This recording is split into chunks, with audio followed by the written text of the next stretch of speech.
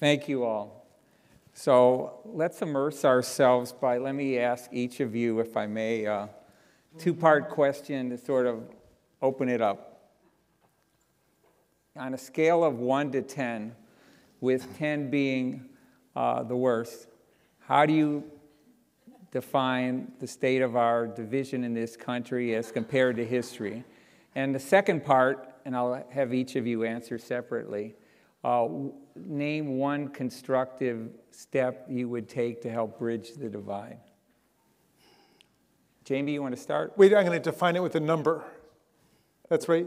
And 1 to 10. 1 to 10. 10 being the worst in terms of the most divisive. No, I give it a 7. Okay. Yeah. And what about a suggestion of how we can improve on that 7?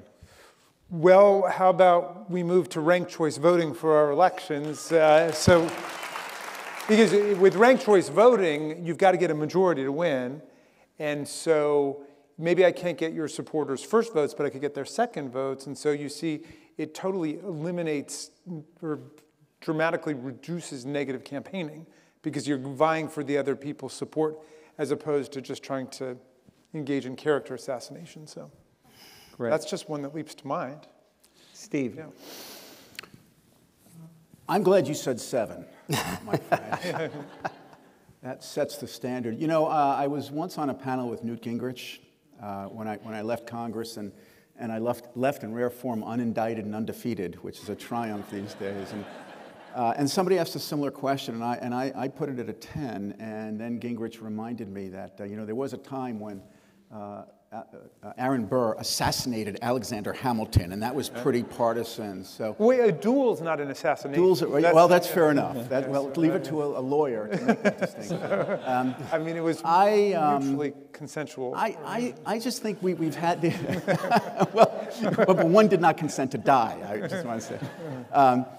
Look, we've had these challenges in the past, but I think social media accelerates it, makes it worse than it ever has been. So I'm glad that I'm going to be a little less optimistic and put it at an 8 to 9 because of social media. And the one thing I would do to improve it would be to prohibit the practice of partisan gerrymandering in drawing up our congressional districts, because right now important point, absolutely. When I was elected to Congress in 2000, there were about 125 competitive congressional districts. Today, there are 40. And that's the result of drawing districts further to the left and further to the right so that most members of Congress have to try and veer to protect their flanks rather than deal with centrism in a general election. Well said. David. So I'll back clean up here, and I'll say this. I think we should presume it's a 10. And I love the question because I think this is a real important conversation. I have it with myself sometimes. It's not just voices in my head. I truly have this go back and forth. And the conversation centers around this. Is this really the existential moment for democracy in the United States? And there are a lot of reasons why we should think it is. A lot of reasons. One, because one of the major candidates has told us it is. But if we say it's a 10 and we're ringing the fire bell, are we actually undermining our nation's own resiliency? We have gotten through incredible times in the past, and it's part of the strength of who we are.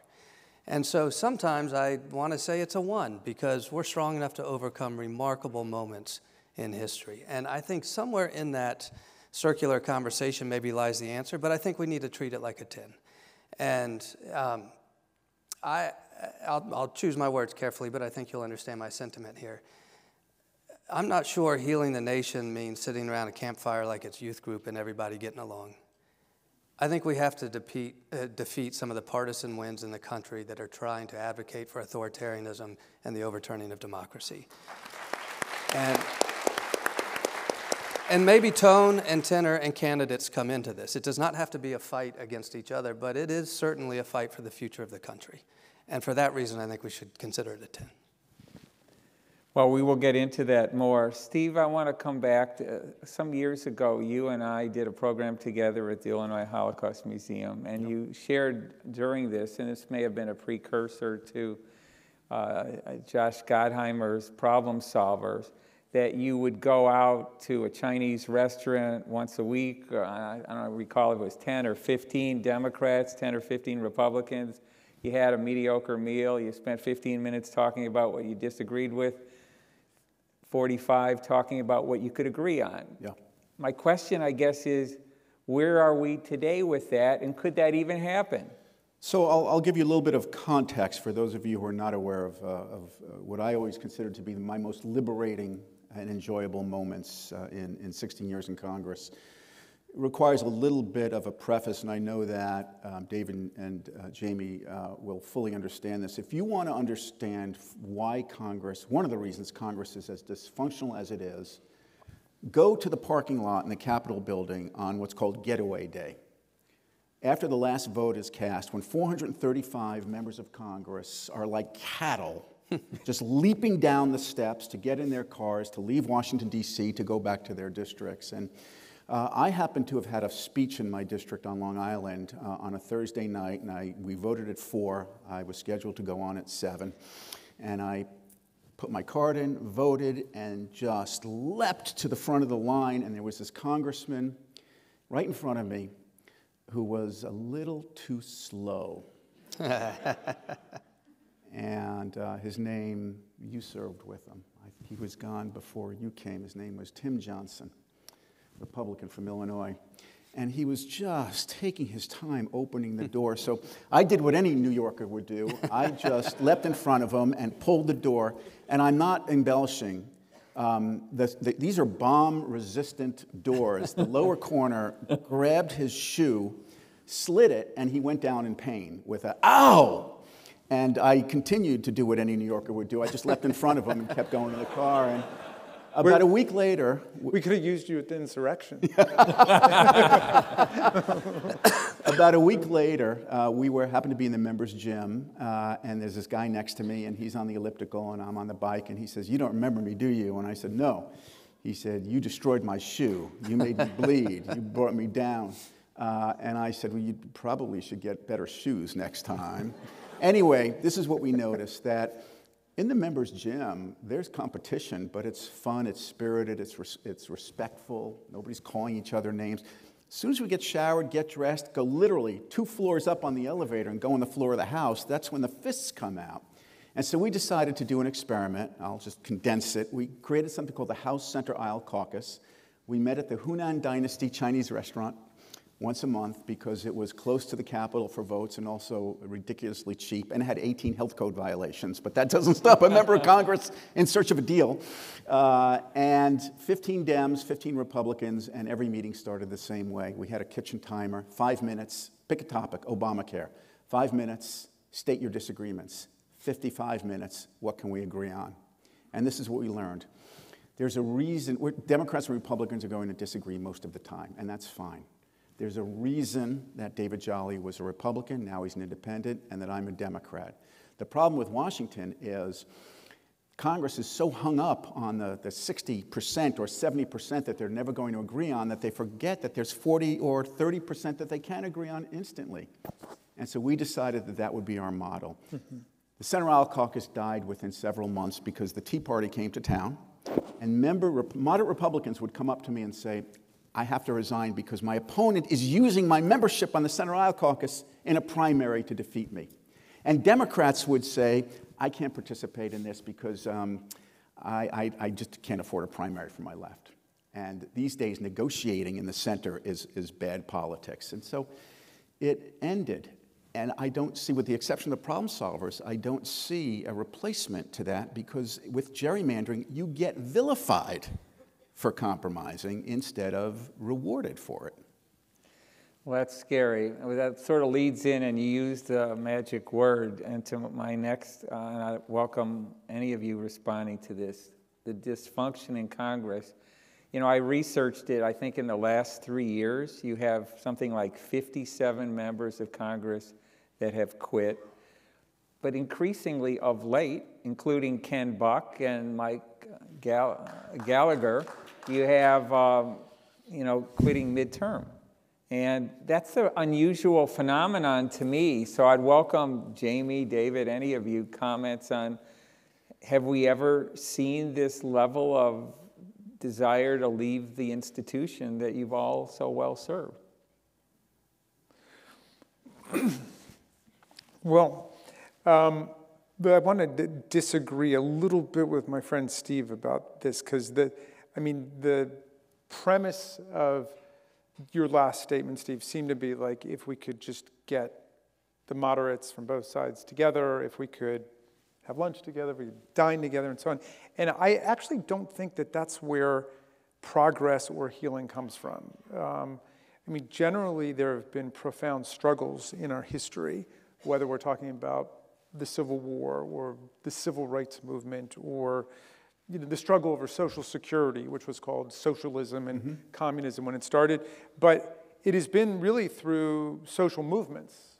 Think about the LGBTQ movement. That wasn't by Democrats and Republicans sitting together, having dinner and deciding that we can really work this out. It was through profound social change that we got through all of those things. And in the case of the Civil War, it took a war because there were people who were dead set determined on holding on to slavery and that system of social relationships. So the nonviolent passage of the country out of wrenching pain and injustice took place in movements like the Civil Rights Movement, where people put their bodies and their minds on the line. And that's really how the change comes. And then the people who are in politics generally come to reflect that as they hear from, as they either participate in or they hear about the changes that are taking place. So I think we are in this moment of wrenching social and political struggle in 2024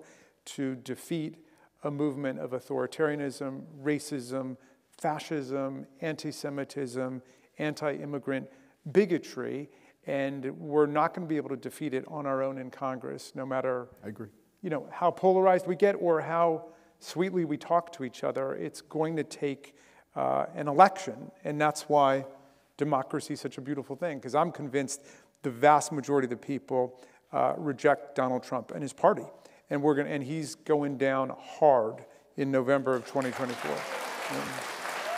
Well, David, let me let you comment, but you and I talked offline, and I'd like you to tell this audience a little of what you said to me about how this is a fight. It's as Jamie said, it's an existential threat. And what you said, you were on MSNBC a few days ago where you gave partial credit to Pence, former Vice President Pence, for agreeing not to vote for what Hillary calls the former guy.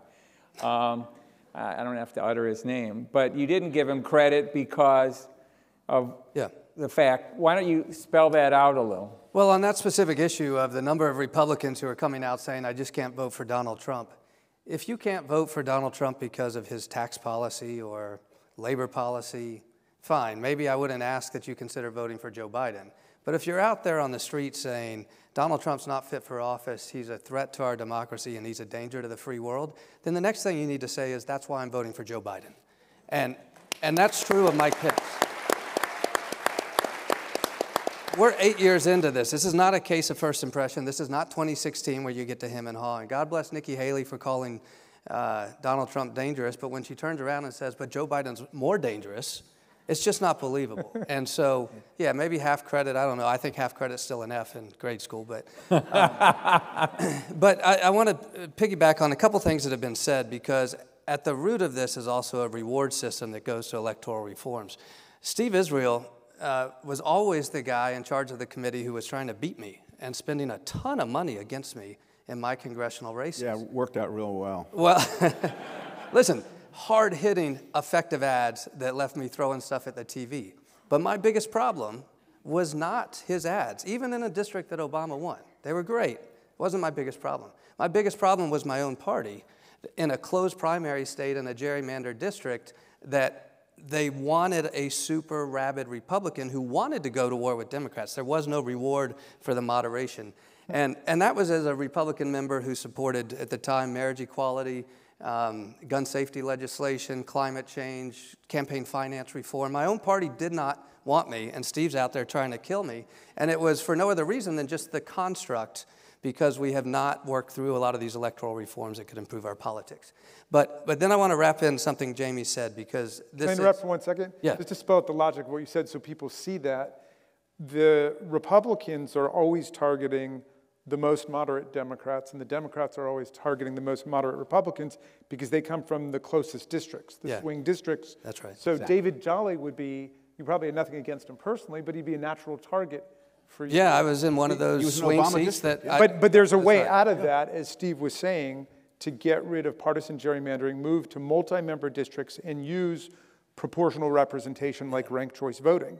And it will immediately eliminate that kind of politics. It will. But then I think throughout this conversation, we kind of conflate civility with progress. And electoral reform would elect a lot more people that are civil because they would be rewarded for it. They would look for compromise. But I think Jamie's exactly right that if we're still electing the wrong people, we're standing in the way of progress. And the only way to heal the nation is to ensure that everybody's vote counts, that everybody's suffrage is in place, that there are no marginalized communities, that you can be who you can be, you can love who you can love, and you get to participate in democracy regardless of income or zip code. That only happens by advancing policies that today are being obstructed by some of the major players on the conservative side. And that's where, again, tone and civility matter. And I think all of us would agree with that. But there are political movements that have to be defeated right now if we're ever going to have a nation that's healed. Can I just, I don't think we disagree, actually. Look, if members, to David's point, if there is no incentive for members to agree to a compromise on a bill, you're not going to get bills passed as a matter of compromise. And I've concluded that Congress is not going to be the place that saves democracy. I hope it is, and that if it's going to be saved, it's going to be saved as a result of the leadership of Jamie Raskin. We're going to have to change who we are electing, but we're also going to have to change the districts that elect those members so that they don't feel punished when they want progress. And I'll give you one specific example.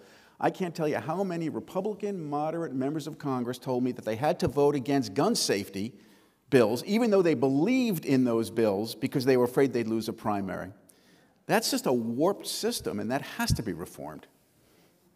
Indeed, indeed. You know, I assume you all agree with the idea that it is an existential election because at least in terms of the national election, the inexorable decline and falling into autocracy, the shredding of the Constitution, the destruction of alliances, and the emasculation of the rule of law all hang in the balance in the election. So, well, it's not just America. No.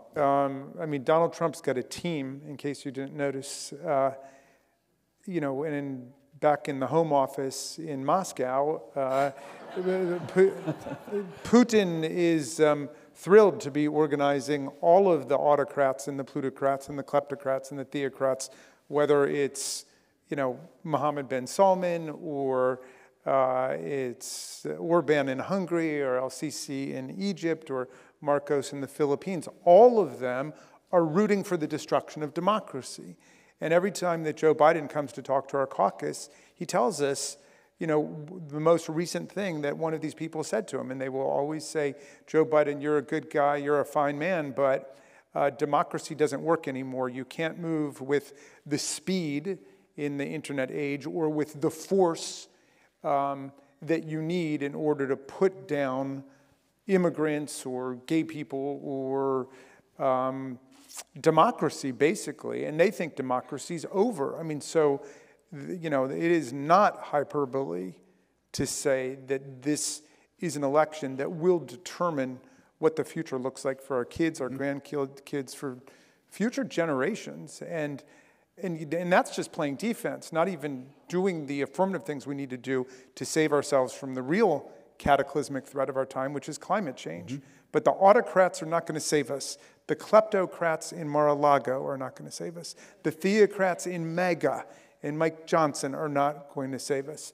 The autocrats in Moscow are not going to do it. It is only, and I'm glad to hear Dave Jolly speaking the way he is, because if I could revise my first answer, I would say, you know, one way we can get progress is get Dave Jolly to join the Democratic Party, at least for a while, because he sounds pretty good to me. That sounds like an endorsement to me. Yeah, right. I do think at this point, with all of our flaws and all of our limitations and problems, and nobody needs to lecture me tonight in case you were going to use one of your index cards to do it, about how we're not messaging right and we don't know how to message and all that, which is I hear wherever I go. But even with all of that, the Democratic Party is the party of democracy and the party of freedom right now. It is. And so I had a conversation with my friend from South Carolina, the one who looks like the guy in Harry Potter, Trey Gowdy. He looks like, and he said on his way out, because the smartest ones have left, as you were saying, the moderate ones, like the rational thinking ones, the ones who don't want to be in a religious cult, they're out, and a lot of them are leaving in the middle of the term. But he said, Raskin, you're not a bad guy. The problem with you is you're a liberal. And I said, you're damn right I'm a liberal. The heart of the word liberal is liberty, and I'm a progressive because the heart of that word is progress. But my favorite thing to call myself these days is conservative, because I want to conserve the land, the air, the water, the climate system, Social Security, Medicare, Medicaid, the Constitution, the Bill of Rights, the Voting Rights Act, the Civil Rights Act, the Clean Air Act, the Clean Water Act. Everything that the party of nihilists and authoritarians wants to destroy is everything that we're going to conserve. And so we've got to be big enough as Democrats to open our arms to brilliant political leaders like Dave Jolly, who could come and join us and save American democracy.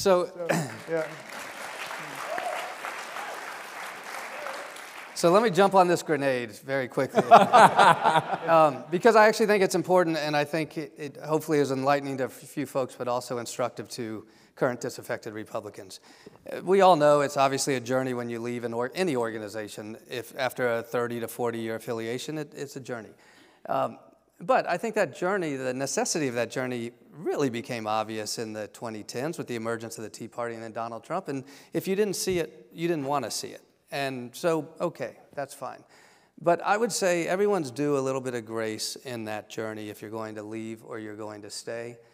But again, what I said earlier about affiliating with Democrats, when I go to Democratic clubs in Florida, I unapologetically say, I am proud to be a part of today's Democratic coalition. And those words matter. And I am proud, though, certainly some constraints because of the network that I'm affiliated with, but I can assure you that the 2 votes in our house are going to vote blue in November, and I'll credit my wife with saying that, not me, because we have to, because it matters. And the affiliation with today's Democrats is important. The only reason I haven't made the full leap yet is go back to the electoral reform conversation we were having. As a moderate in today's Republican Party, where I was destroyed by my own party and was beaten up, and Allison Camerata and CNN said, you're making too much sense. What's the problem? And the problem is Republicans didn't want me to make sense. What I discovered when I left and became an independent in 2018 is, just for a brief moment, I have loved being untethered from an organization that tells me what I have to believe on everything. And here's the example I give. I actually think lower corporate income taxes create greater American competitiveness on the world stage, and we should be mindful of how high we raise corporate taxes for reasons of economic growth and jobs. I can't really have that conversation in today's Democratic Party and be welcomed. But I also think we should ban virtually every firearm on the streets of America today. And I can't have that conversation in today's Republican Party. And look, I'm a big boy. I can figure all that stuff out, and if I were to be on the ballot again, it would be as a Democrat. But I think it's great today to be a part of the Democratic coalition. What district are you in right now? I could arrange for some really nasty ads. So I was redistricted 3 or 4 times in 3 years. Yeah. As Steve said, it was a district Obama had won initially by 2. One of the redistrictings he had won by 11. Had a Republican member who was there for 43 years. The latest redistricting makes it an R+6 or 7, and our member of Congress is interested in chasing UFOs and Hunter Biden's laptop. And she's going to be reelected for as long as she wants to be there until the maps get redrawn. So unless Steve wants to make another comment, I have to ask you, David, because you speak truth to power. You have written and said on the air about how the Republican Party that you were affiliated with is now focused on American weakness. You want to touch on that for a minute as its new chapter? and where it's going? Yeah, look, I appreciate you saying that. We follow the evolution of today's Republican Party, and it is head-scratching how they have become sympathetic to Putin and Russia and other dictators around the world. And what is so head-scratching about that is if you take the Reagan years and the traditional Cold War years and so forth, Republicans would beat their chest about the strength of America, and we are the democracy that can save the world, and we're the strongest country in the world, and don't you tell me otherwise. Well, now we're saying that Russia and Putin hold that title. And I think that is a very weak position as an American, and I think I would like to hit my former Republican colleagues as embracing American weakness, because that's what they're doing. If you're going to lay down in the face of terror around the globe, particularly state-sponsored terror, if you're going to lay down in front of regimes that want to reset the world order in favor of authoritarianism and dictatorship, that is fundamentally a position of American weakness, and from Matt Gaetz to Donald Trump, I think we need to call it out. And I apologize. I realize this is maybe a bipartisan crowd. I apologize. I try to always refocus. But I come from a specific orientation on a lot of these issues, and I think we need more Republican voices speaking out when they're afraid to. Absolutely. Absolutely. Steve, did you want to say something? So, someone said to me before the program started, this can't only be a downer. So I guess and I don't want it to be. So, each of you have at different points spoken about the need for dialogue, of breaking bread with those antithetical to your own views, the need to share stories of a common heritage. I think tuning in is Colin Woodard, who wrote the best-selling book American Nations, and he was looking for a common heritage. I guess my question for any or all of you is, you take issues like immigration, gun violence that you've mentioned, David, Ukraine funding, climate change, inequality, and preserving our democracy. How do we make any meaningful progress other than making sure the former guy doesn't win in November? Well, what could be a more vivid and disgusting demonstration of Donald Trump disrupting a bipartisan deal put together by arguably one of the most conservative members of the United States Senate, Jim Langford, and progressives. The deal was done. President Biden said, I endorse it, and we will find the votes for it. There were members of the Democratic Progressive Caucus who were unhappy with it, but the deal was done. We were going to make progress. How can anybody expect us to make any progress when the deal was scuttled by Donald Trump, who overtly said, I just don't want Biden to get the credit? If ever there was a demonstration of how reckless this guy is, how he doesn't care about progress, he doesn't care about the border, he doesn't care about the people on one side of the border or the other, he only cares about himself. He only cares about himself. So if we can't get that agreement done, what evidence is there that we'll be able to get any agreement done if he continues his hold on the Republican Party?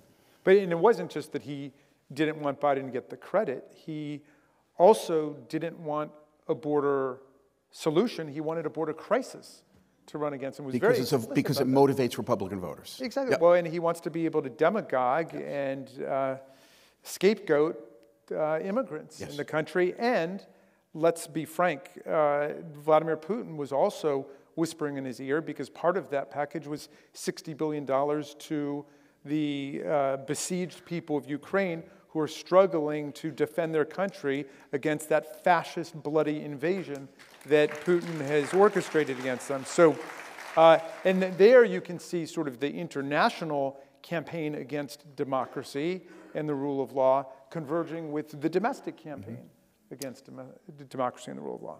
Rick, I think part of the power of Donald Trump and Trumpism is he ignited a cultural movement in the country, and he parked it in a political party.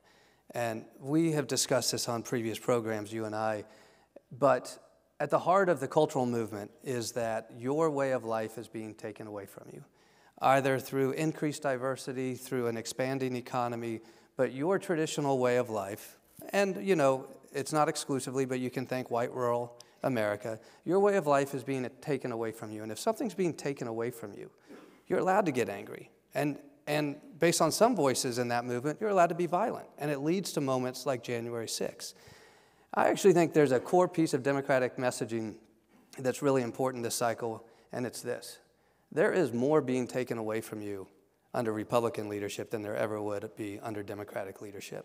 Start with your franchise and your suffrage and your own identity. Start with the ability for your kids to learn what you want them to learn, to expose them to diversity of thought, to orient them to your own values at home, but not to expect the church house to be parked in the state house. Think about a democracy that's protected from overseas authoritarianism and domestic authoritarianism. Think about a democracy that protects reproductive freedom. Think about a democracy that protects individual liberties and individual rights. That is what Republicans are coming for, and they've shown you that over the last 8 years.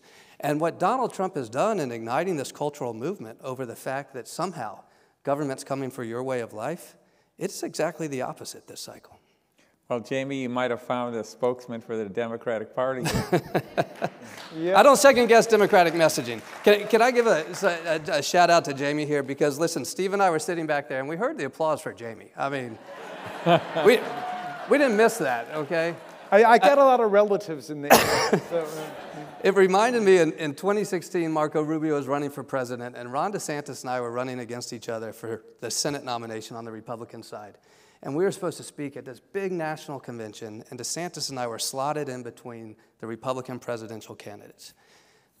Marco Rubio and Ted Cruz were given 10 minutes each, and I was given 1 minute in between the two of them.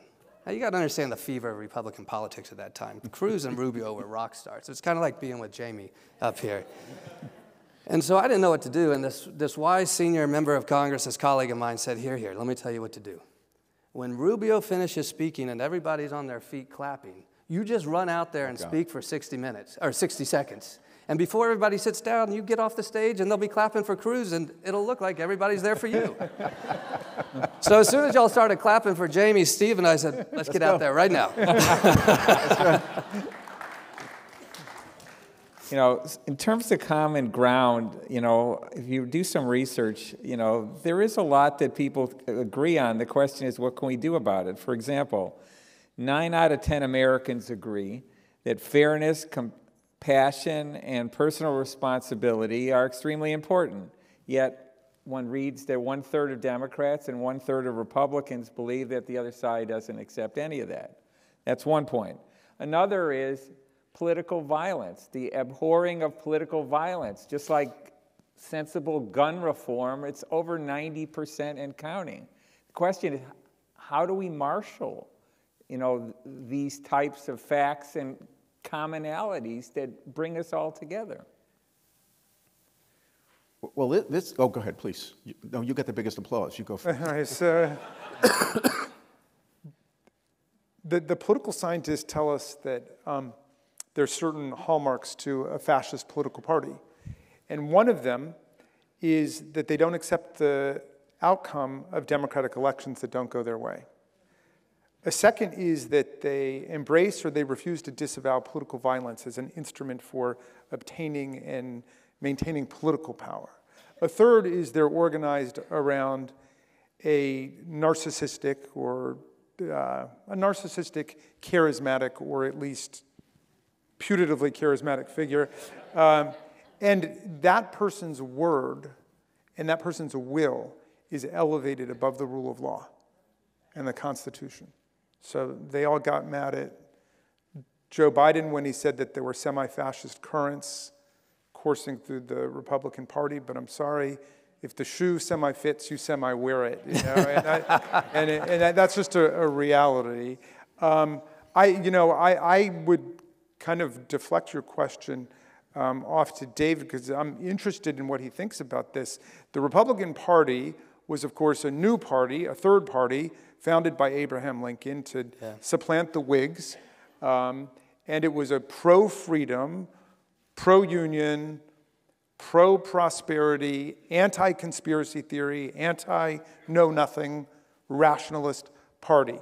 And they've taken it and they've reduced it to an authoritarian cult of personality. And I've told some of my Republican colleagues, I've said, when we get through this period in our history, and we will, you guys are going to be fit only for selling flowers and incense at Dulles Airport, you know, and sleeping on the basement someplace.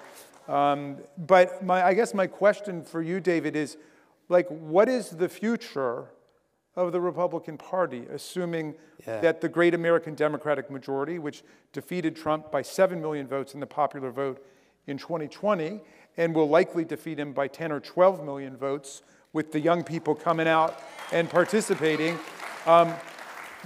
Is the Republican Party salvageable, or should it be replaced for what it has done to America with this nightmare? And I mean that in a completely serious way. Yeah, I don't think it's salvageable, is one of the reasons I left, right? One of the brief parts of my journey was fighting for some of these issues, call them moderate or pro-democracy within the party, and realizing I kept losing to very powerful forces that were really overtaking the space. And I think it's important to point out the Republican Party today has been a minority coalition for 30 years.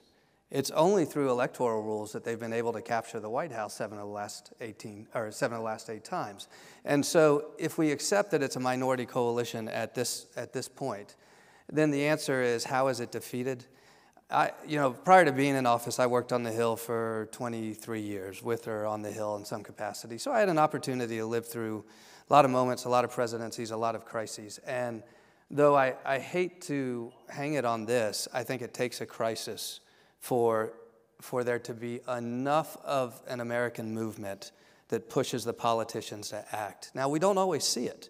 You would think after Newtown, we would see the response from politicians on gun violence reforms, but we didn't quite. But I would suggest the silver lining, and I really mean this.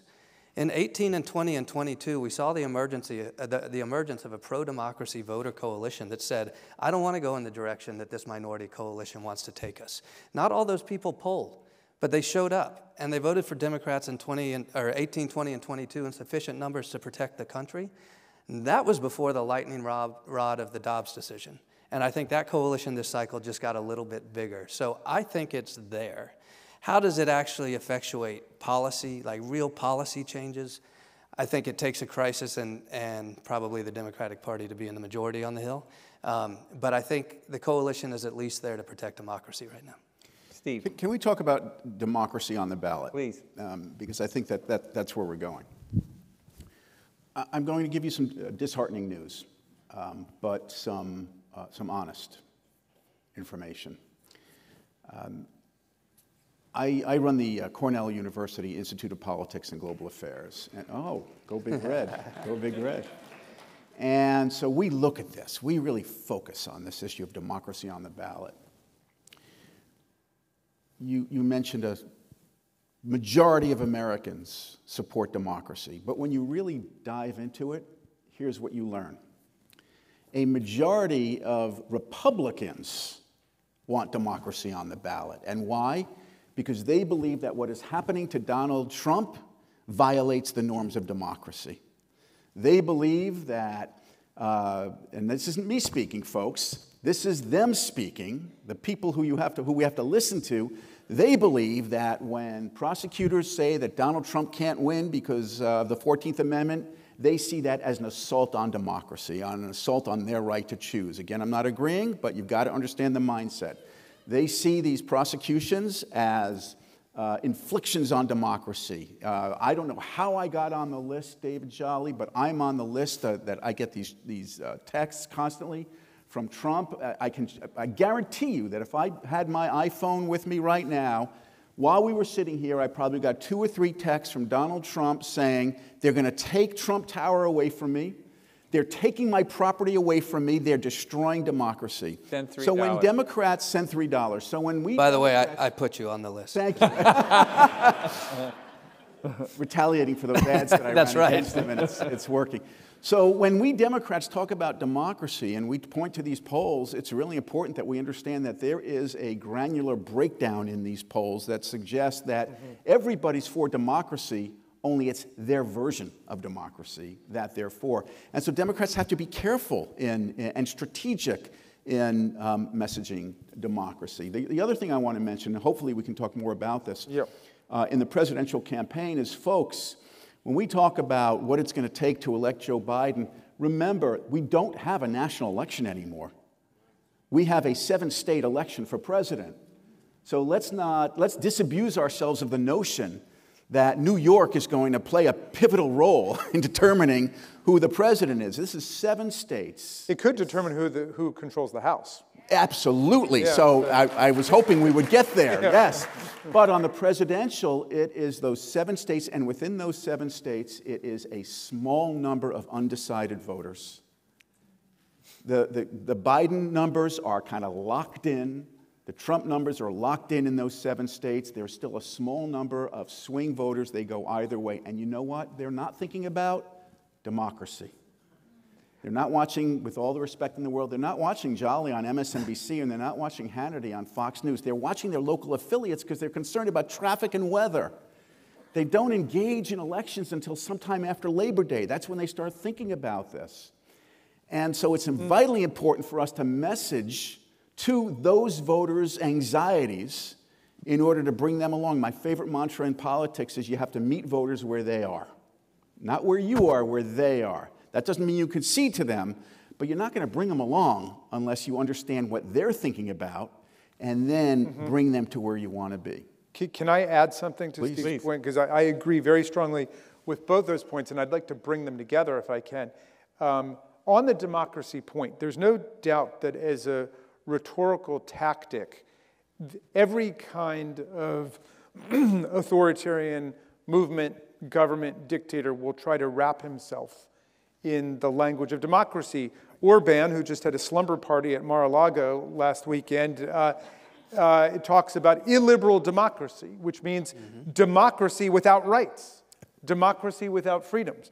Vladimir Putin, just bragging about the great election that he just staged after they basically murdered Alexei Navalny and put him in prison, and about how democratic that is. So that's true that there are lots of imposters out there, but I just don't want us to lose the thread of American democracy, because to be a little more bipartisan, because David's been so bipartisan tonight, I'll quote our last great Republican president, Abraham Lincoln, who...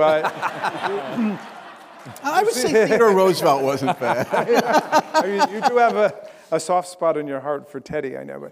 But Lincoln talked about government of the people, by the people, and for the people, right? And that has been the tantalizing dream and objective of American democracy. And if you read the Constitution the way I do, of the 17 amendments that we have in our Constitution since the Bill of Rights, the vast majority of them are democracy expanding, suffrage extending, republic deepening amendments. And there's a very clear story that's being told there. So, and I think the vast majority of people understand it, and the vast majority of the people are on that side. But here's a profound point that your remark should make us focus on, Steve, which is that Tocqueville said in Democracy in America, he observed that democracy and voting rights in our country are either shrinking and shriveling away, or they're growing and expanding. And so we've been in a contractionary mode with the voter suppression tactics and the gerrymandering of our state districts and federal districts and the right-wing judicial activism and the filibuster and so on. We got to get back on the growth track. And I would start with this. The year is 2024. How about it's time that we start electing the President of the United States the way we elect governors and senators and representatives and everybody else. Whoever gets the most votes wins, right? We spend hundreds of millions of dollars a year promoting American political democracy to other countries. And the one thing they never come back to us with is, you know that electoral college thing you have? We think we'll import that to our country and put it in our Constitution, right? And so, the Electoral College has given us 5 popular vote losers in our history, twice in this century alone, and that means the Republican Party, for the reasons you were saying, David, it is a minority party. It's a shrinking minority party. It has a more and more extreme base. There is no way that it can win a popular election, and as we saw in 2020, they are willing to use violence and to interfere in every nook and cranny of this antiquated and obsolete system that we've got. And so we should start by saying we need a constitutional amendment on the right to vote, because we don't have that. Everybody has a right to vote and have their vote counted, and we should elect the president by majority vote in the country. So, well said. So by the way, when you finish reading Jamie Raskin's excellent book, extraordinary book, which you can get tonight, There's another book I recommend on this topic, Eric Holder's book, Our Unfinished March, which is a brilliant recitation of the contraction and expansion of civil rights from the founding of the Republic. It's very, very well done. David, you touched on, and this gets into an audience question. You and I did a program before with the great Newton Minow of blessed memory and Martha Minow, his daughter, on post-truth world, how there should be some facts that are immutable. Indeed, and we're sitting here where Daniel Patrick Moynihan, was elected, saying, you're entitled to your own opinion, but not your own set of facts. So, asking any of you, how do you solve the constant flood of misinformation coming from, and it's put in quotes, news sources, because many are not traditional anymore. So, any of you want to tackle that question?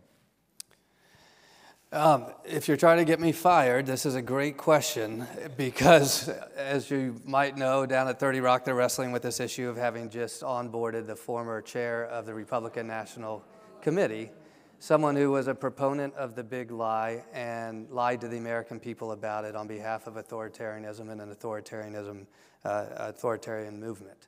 And one way that you beat back the attack on facts is you don't platform people like that.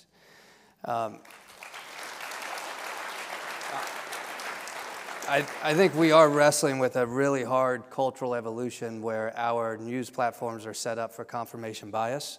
We respond well to it in a for-profit media world where we have freedom of speech and freedom of the flow of information. But I think where the real newsworthy institutions need to be careful is it is not okay to recognize a lie as merely a counterpoint in a political conversation. It is not.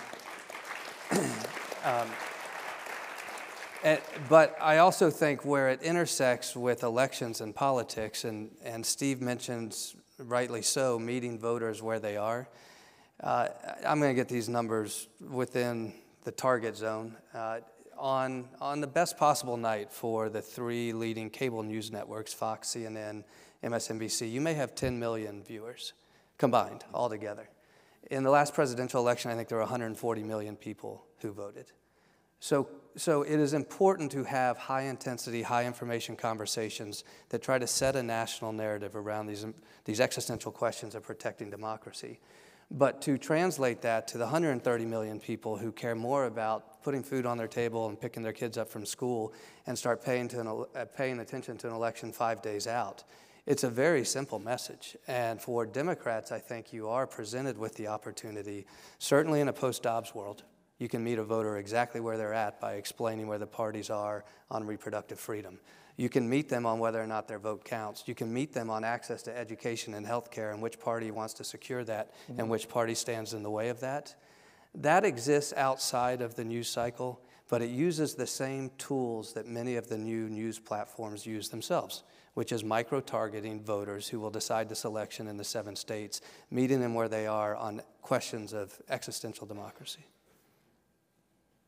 Absolutely. There's a question here on what is the role of America's youth, possibly more divided and polarized than anyone else. And I would add as a follow-on to that, how do you get them, as God willing will occur, that they come out and vote? So anyone want to touch that? I mentioned Cornell before. I'm sorry, but I'm rather dystopic about the state of democracy in our country in the near term, but I'll tell you what gives me fundamental optimism and just joy, and that is teaching college students. I think that our generation has kind of screwed stuff up as much as they can be screwed up, but when I'm in a classroom listening to young people, it elevates me. They have an intolerance for intolerance. They are critical thinkers. And one of the things I've learned is they themselves, to your point, they realize that those devices that they hold are the last places they should turn to for information because their minds are just being manipulated by algorithm. When I was young, I'll show my age, I used to go home and turn on Walter Cronkite to hear what I wanted to understand. Now, most people are getting their information. It is absolute bias confirmation. It is designed in order to literally trigger your amygdala and your hypothalamus and put you into fight or flight mode to keep your eyes on that screen. It is insidious. Young people have figured out many young people, at least my experience at Cornell, is that they figured out that these platforms are not sound and reasonable platforms for information. They allow their curiosity to take them where they want to go. And so while I am dystopic about where we are now, the engagement with that next generation makes me eternally optimistic about where democracy will be in the next several years. Hopefully so. So one last question. Could I say something about Please, that too? Of course. Because I got to plug my project I got with young people. Summers, yeah. It's called Democracy Summer. It's for high school and college age kids to come and spend the summer fighting for democracy and freedom in the country. And I agree very much with Steve. This is a generation that is beyond the racism, the anti-Semitism, the immigrant bashing, the misogyny. They're also a little bit beyond grammar, but that's a different problem. But we need the idealism and the energy of millions of young people in the country to be engaged in order to defend what we've got. And so in our Democracy Summer Project, we bring them in close contact on Zoom with historians, political scientists, with elected officials, campaign managers, to talk about the history we've come from and the struggle for democracy and freedom today. Because it's, this will be Joe Biden's last presidential election as a candidate, but it's their first presidential election, And I say to the ones who are very upset about Gaza and the Middle East and what's been going on, you are making a difference every single day. The young people are making a very big difference in terms of the course of events. And so, I've said this to President Biden, and I've said this to the kids that we talk to, neither is going to be able to completely convince the other of their perception of events for totally honest reasons. We don't have time for that, but we do have time for American leadership, for a peace strategy to break the cycle of terror and war and get us out of it. And that's what we need to do. From your mouth. Yeah. Last question to each of you, and then I'll make a final announcement, and thank you. There's an audience question. What makes for an effective public servant? Do you each want to take 30 seconds, 90 seconds on it? Being Jamie Raskin. We can start at either end. David? I'll just share with you my personal experience. As I mentioned, longtime staffer, lobbyist, I know it's a dirty word, lawyer around the hill, all that stuff. When I got elected, that was a hard-fought race, as we've talked about. I was overwhelmed by the feeling that all of a sudden I held the public trust. And I'd like to think that all members feel that pull, that you hold the public trust, but I'm not sure I'm convinced of it. And I think a recognition that you hold the public trust, and that trust that you hold is bigger than party, it's bigger than allegiances. It belongs to the American people writ large and to the future of democracy. Act like it. Good for you. Steve? I think the number one attribute for an effective public servant, Republican, Democrat, or somewhere in between, is empathy. You have to be in the business for the right reasons. You have to have a certain connection to the people that you want to represent. And you also have to, as somebody who is empathetic, you also have to make it about them every day and not about you every day, which is why I hope Donald Trump is not successful in the next election. Jamie? Well, I'll tell you a story about my first campaign, because I ran against a 32-year incumbent in my own party who had been a big champion of the death penalty, who had introduced a pro-Iraq war resolution, who was blocking marriage equality. And so I announced I was going to run. And the Washington Post actually had an article quoting a pundit who said Raskin's chances of victory are considered impossible. And then 9 months later, we got 67% of the vote. And they had another article quoting a pundit who said Raskin's victory was inevitable. So we went from impossible to inevitable. But anyway, when I made my announcement, I laid out everything I wanted to do. I said, and we want to abolish the death penalty. in Maryland, and we want to pass marriage equality, and we want to restore voting rights to former prisoners, because Maryland had Alabama's law at that point. And we want to create a medical marijuana program. And I laid out everything I wanted to do. I went through the whole program, and this woman came up to me and she said, Jamie, that was a great speech. I loved your speech, but one thing, take out everything that you got in there about gay marriage. This is in 2006. And she said, it's not going to happen. It's never going to happen. You know it's never going to happen. Even the gay candidates don't talk about it. And it makes you sound like you're really extreme, like you're not in the political center. And I'll never forget, because my 3 kids were there. Tommy was there, Hannah was there, Tab there, and they were watching to see how I would respond to this woman who had come, to support me in my fledgling effort, And I kind of had an epiphany. I said, thank you for telling me that, because it makes me realize that it's not my ambition to be in the political center, which blows around with the wind. It's my ambition to be in the moral center and to try to find what's right the best we can and bring the political center to us. And so obviously the moral center means something different to people differently, but find the moral center and forget about the pollsters. And I don't use pollsters or any of that stuff, But I do talk to everybody. So, yeah. Well, each of you have a wonderful moral center, and we're all graced and benefited from having you here tonight. Jamie, Steve, David, I have to read something that is not a question. David, thank you for speaking out for the truth. If you run for office again, I'm donating. Thank you. My campaign manager is 2 chairs to the right. And lastly, I want to remind folks, we should do this event again at some point on foreign policy and other issues, but Jamie and Steve are going to be signing books in the lobby, and so hopefully you'll join us in the, and they'll sign them in the adjacent art gallery. So thank you all for coming. Thank you all. Thank you all.